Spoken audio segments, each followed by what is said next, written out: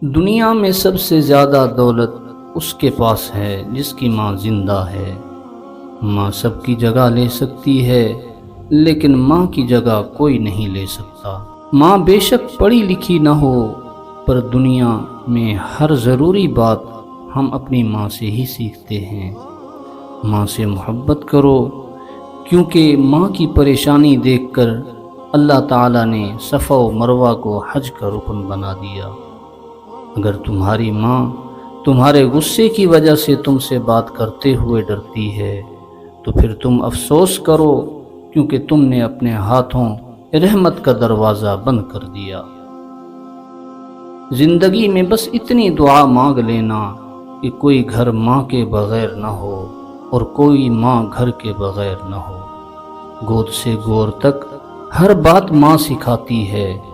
ماں سے کبھی بھی حساب نہ کرنا ورنہ تم پر رزق کے دروازے بند کر دیے جائیں گے۔ ماں تو ماں ہوتی ہے، پہچان لیتی ہے کہ آنکھیں سونے سے لال ہیں کہ رونے سے۔ چھوٹے تھے تو لڑتے تھے ماں میری ہے ماں میری ہے، بڑے ہو کر لڑتے ہیں کہ ماں تیری ہے ماں تیری ہے۔